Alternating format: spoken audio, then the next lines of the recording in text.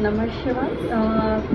इस बार नवरात्रि हमारी 24 अक्टूबर को दशहरा पड़ रहा है और उस दिन मंगलवार पड़ रहा है।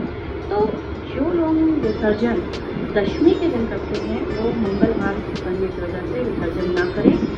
उस दिन की जगह वो चाहे तो आज नवमी के दिन विसर्जन कर सकते हैं, आज शाम के समय, या फिर परसों अर्थात बुधवार के दिन सुबह वो विसर्जन करें, वो भी ब्रह्म मुहूर्त में उठकर। तो आपको करना क्या है, सबसे पहले आपको हाथ जोड़ना है भगवान को, नहा धो के आप जाइए उनके सामने। आप चाहें तो अगरबत्ती जलाइए और उनका पंचोपचार पूजन करिए, दीप जलाइए और उसके बाद हाथ जोड़कर सभी देवी देवताओं से आप प्रार्थना करें।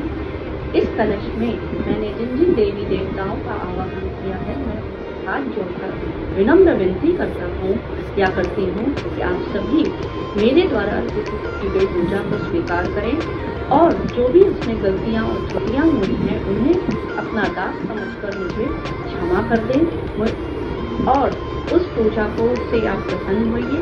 और जब जब मैं आपका आह्वान देख करूँ तब तक आप अवश्य यहाँ पधारें और मेरी पूजा को आप प्रसन्नतापूर्वक स्वीकार करें। आज मैं आपसे आह्वान करता हूँ कि आप जिस जिस दिशा से आए हैं उस दिशा में पुनः वापस लौट जाएं और जब जब मैं आपको बुलाऊं आप पुनः मेरे घर में मेरे स्थान पे अवश्य ऐसा कहकर हाथ जोड़ें और कलश के ऊपर जो नारियल रखा है उसे आप हाथ जोड़ के लगा दें। पंच पल्लव से आप जो भी उसमें जल है आपके कलश में उसको पूरे घर में आप छिड़कें, अपने बच्चों के ऊपर छिड़कें, परिवार के सबके सदस्यों पे छिड़कें और उसके बाद भी अगर वो जल बच जाता है तो उसे आप अपने गमलों में जो पौधे हैं उनमें आप डाल दीजिए। आपके लिए बहुत शुभ होगा, आपका घर की शुद्धि होगी।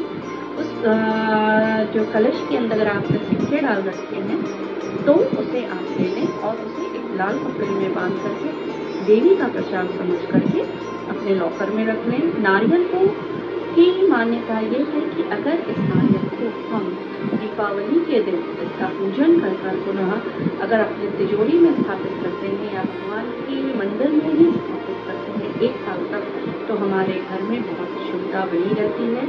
इस नारियल को आप जो है संभाल के रखें।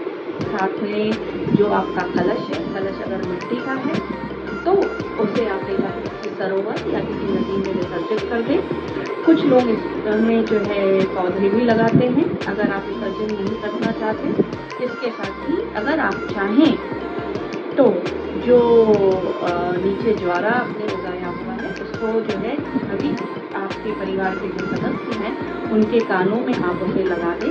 ऐसा मान्यता है, ये बहुत ही ज़्यादा एनर्जेटिक होता है, देवी का प्रसाद है। और अगर आप इस ज्वारे की में बहुत ज़्यादा विटामिन एंड मिनरल्स होते हैं, इसको आप चाहें तो कट करके इसका जो है जूस बना के पीजिए, ये आपके लिए बहुत ज़्यादा एनर्जेटिक होगा। और अगर आप चाहें तो इसको आप किसी गमले में लगा दीजिए ताकि वो और फ्लरिश हो। वैसे इसके विसर्जन भी कुछ लोग नदी में ले जाकर विसर्जन कर देते हैं, लेकिन मेरा पर्सनल ओपिनियन ये रहता है कि नदी में विसर्जन में वो मर जाते हैं। तो इससे बेटर है इस प्रसाद को आप ग्रहण करें और इसके साथ ही आपकी पूजा संपन्न होती है। नमस्कार।